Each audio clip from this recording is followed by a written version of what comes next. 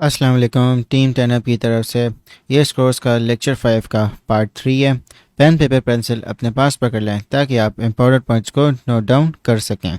तो दोस्तों, pattern based trading को कंटिन्यू करते हुए अब हम बात करेंगे प्राइस चैनल्स में।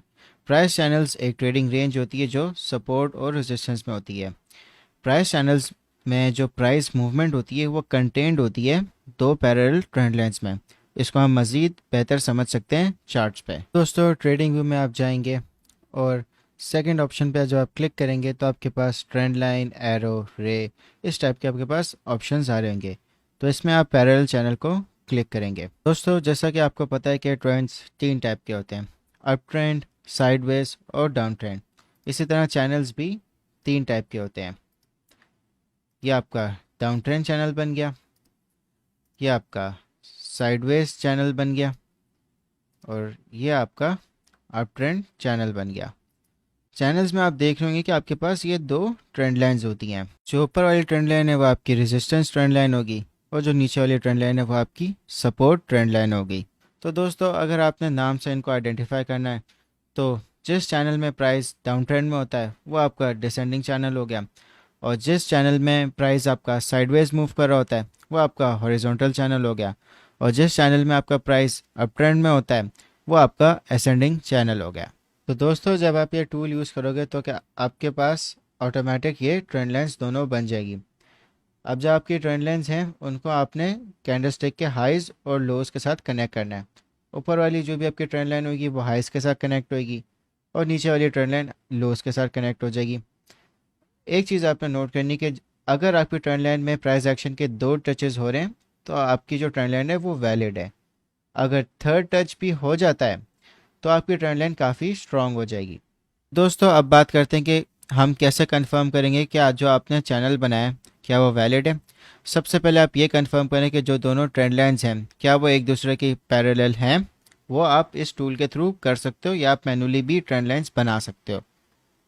और दूसरी चीज़ ये है कि इन दोनों के लाइंस के बीच में फासला होना चाहिए।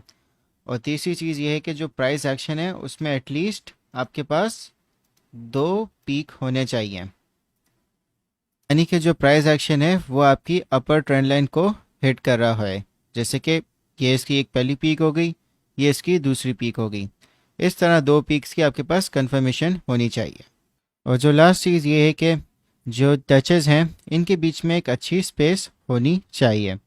चलें, अभी हमारे पास कंफर्मेशन भी हो गई है तो अब हम रियल चार्ट्स पर जाते हैं और आइडेंटिफाई करते हैं तीनों पैरेलल चैनल्स को। तो दोस्तों, जैसा कि आप देख सकते हो कि यहाँ पे आपको एक साइडवेज मूवमेंट नज़र आ रही है, तो एक हॉरिजॉन्टल चैनल बन रहा है। आपको इतनी प्रैक्टिस करनी है कि जैसे ही आप प्राइस एक्शन को देखो तो आप समझ जाओ कि कौन सा पैटर्न बन रहा है। तो ये प्रैक्टिस के साथ आपके साथ बेहतर हो जाएगा। आपने पैरेलल चैनल टूल पे क्लिक किया या आप इसको खुद भी सपोर्ट रेजिस्टेंस लाइंस के थ्रू बना सकते हो। तो आप देख रहे हो कि यहाँ पे एक टच, दूसरा टच और यहाँ पे तीसरा टच और यहाँ पे एक फोर्थ टच। तो आप यहाँ से एक रेजिस्टेंस लाइन आपकी ये बन गई चैनल की, और फिर जो आपको जहाँ पॉइंट सपोर्ट पे मिल रहे हैं वहाँ पे आपने सपोर्ट लाइन भी बन गई। तो ये आपका हॉरिजॉन्टल चैनल बन गया। इस केस में दोस्तों अगर आप देखें तो एक डिसेंडिंग चैनल बन रहा है क्योंकि एक डाउन ट्रेंड चल रहा है। तो आपने ट्रेंड लाइंस बनाई, ये आपका फर्स्ट टच, सेकंड टच, ये आपका थर्ड टच। और जितना बेहतर आपके ट्रेंड लाइन बन सकती है उस हिसाब से आप बना दें। तो यहाँ पे आपका फर्स्ट टच हो गया, यहाँ पे आपका सेकंड टच हो गया और इसी तरह यहाँ पे आपका थर्ड टच भी हो गया। मगर आप देख सकते हैं कि ये कुछ फेक आउट्स होते हैं, मगर ये इतना मैटर नहीं करते हैं। अगर ये बहुत ज़्यादा आपको नज़र आ रहे हैं तो ये आपकी ट्रेंड लाइन सही नहीं है।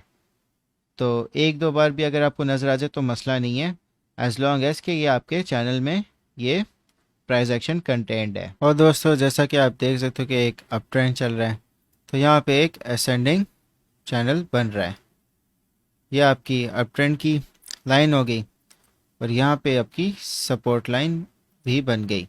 तो आप देख सकते हो कि यहाँ पे फर्स्ट टच है, फिर सेकंड टच है, फिर थर्ड और यहाँ फोर्थ। उसी तरह सपोर्ट पे आपका first touch, second touch, third touch और फोर्थ टच। ये आपका असेंडिंग चैनल बन गया। दोस्तों चैनल्स में आपने ट्रेडिंग इस तरह करनी है कि सबसे पहले आप देखेंगे कि आप किस चैनल पे हैं। हॉरिजॉन्टल चैनल में जो प्राइस मूवमेंट होती है वो साइडवेज होती है। तो आपने ट्रेडिंग इस तरह करनी है कि जब भी सपोर्ट पे प्राइस एक्शन टच करेगी वहाँ से आप लॉन्ग पोजीशन एंटर करें और रेजिस्टेंस पे आप एग्जिट कर लें, क्योंकि प्राइस मूवमेंट आपकी साइडवेज होगी। फिर आप रेजिस्टेंस से शॉर्ट कर सकते हैं सपोर्ट तक और वहाँ पे अपना प्रॉफिट सिक्योर कर सकते हो। मगर स्टॉप लॉस आपने इस तरह रखना है कि जैसे अगर आपने आपने लॉन्ग की पोजीशन ली और आपका टारगेट रेजिस्टेंस लेवल पर था, तो जो आपका प्रॉफिट है वो 3.23% हो गया। और जो आपने स्टॉप लॉस रखना है वो आपने इतना रखना है कि अगर आपका स्टॉप लॉस हिट भी हो जाए इन केस ऑफ फेकआउट, तो आपका लॉस मिनिमम हो। तो इन केस अगर आपने यहाँ पे लॉन्ग की पोजीशन ली है तो जो स्टॉप लॉस है वो आप 1% पे रख लें और अपना जो प्रॉफिट है वो 3.23% आपका बन रहा है। तो जो आपका रिस्क है वो कम है, रिवॉर्ड ज़्यादा है। तो इस तरह आप एक रिस्पॉन्सिबल स्टॉप लॉस रखें। और दोस्तों इन केस अगर आपको ब्रेकआउट का चांस मिलता है और अच्छी वॉल्यूम है, प्राइस एक्शन भी उसका ब्रेकआउट की तरफ लीड कर रहा है, तो जो चैनल की हाइट होगी वो आपका टेक प्रॉफिट होगा। इस केस में जैसा कि आप देख सकते हो कि यहाँ पे इसका टेक प्रॉफिट बन रहा है और आपने यहाँ पे लॉन्ग की पोजीशन ली, तो आप यहाँ पे अपना प्रॉफिट सिक्योर कर सकते हो। तो दोस्तों ये सारी बातें थी चैनल्स के बारे में। तो टास्क आप सबका ये है कि आप अपने हिसाब से कोई भी टिकर सिलेक्ट करें और उसमें आप तीनों चैनल्स बनाएं, असेंडिंग, डिसेंडिंग और हॉरिजॉन्टल।